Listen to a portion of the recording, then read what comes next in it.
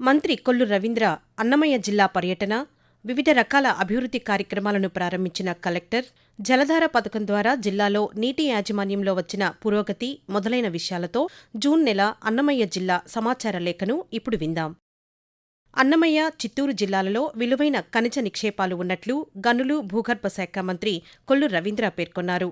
మదనపల్లె మండలం వలసపల్లె పంచాయతీ నాయనవారిపల్లె గ్రామంలో గ్రానైట్ క్వారీని ఆయన పరిశీలించారు. Iron ore, manganese, live stone తదితర విలువైన ఖనిజ నిక్షేపాలు ఉన్నట్లు జిల్లాలో గుర్తించామన్నారు. ప్రకృతి సంపదను కాపాడుకుంటూ ప్రభుత్వ ఆదాయాన్ని 40% పెంచామన్నారు. బలహీన వర్గాలు కూడా గనుల విభాగంలో పనులు చేసేందుకు 33% రిజర్వేషన్ కల్పిస్తూ ఉత్తర్వులు జారీ చేశామన్నారు. గ్రామాల్లో రెవెన్యూ, ఇతర సమస్యల శాశ్వత పరిష్కారమే ధ్యేయంగా ఒక గ్రామం 4 సందర్శనలు కార్యక్రమం నిర్వహిస్తున్నట్లు జిల్లా కలెక్టర్ నిశాంత్ కుమార్ పేర్కొన్నారు. భూ సమస్యలకు ఖచ్చితమైన పరిష్కారాన్ని ఈ కార్యక్రమంలో ప్రతి రైతుకు చూపిస్తున్నామని ఆయన అన్నారు.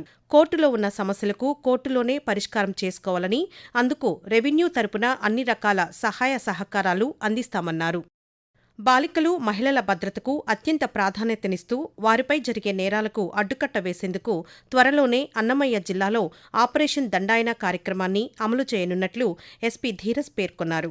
ఈ కార్యక్రమానికి సంబంధించిన గోడ పత్రికలను ఆయన ఆవిష్కరించారు.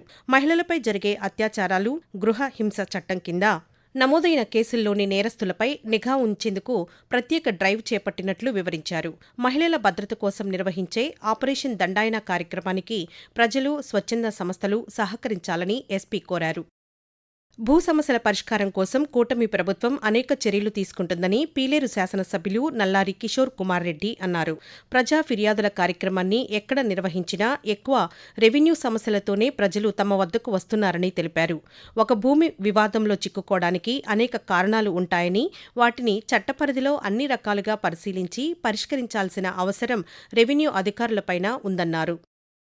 కేంద్ర ప్రభుత్వం అమలు చేస్తున్న పీఎం సేతు పథకంలో తమ్మళ్లపల్లె టీఎన్ వెంకట సుబ్బారెడ్డి మెమోరియల్ ప్రభుత్వ ఐటీఐ కళాశాల స్పోక్స్ కింద ఎంపికైనట్లు డీవో నాగరాజు తెలిపారు. ఈ పథకంలో వచ్చే 5 ఏళ్లలో ఐటీఐని పరిశ్రమలతో కలిసి సుమారు 40 కోట్లతో ఆధునీకరణ చేయనున్నట్లు వివరించారు.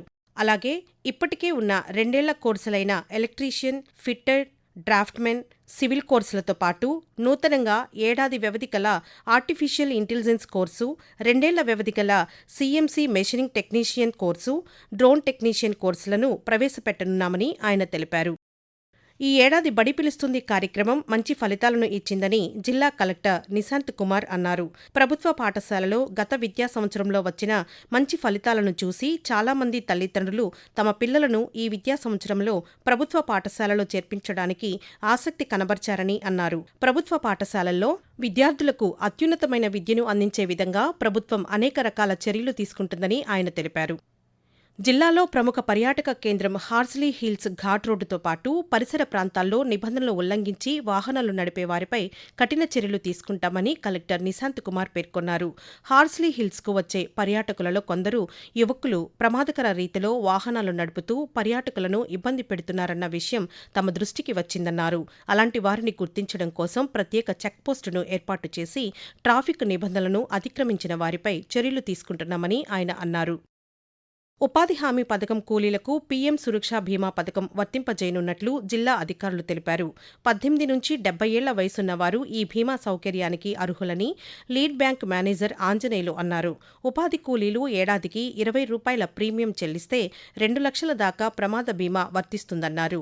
వీటితో పాటు ప్రధానమంత్రి జీవనజ్యోతి బీమా యోజన, బాలికలకు సుకన్య సమృద్ధి పథకం ఇప్పటికే అమలు చేస్తున్నామన్నారు.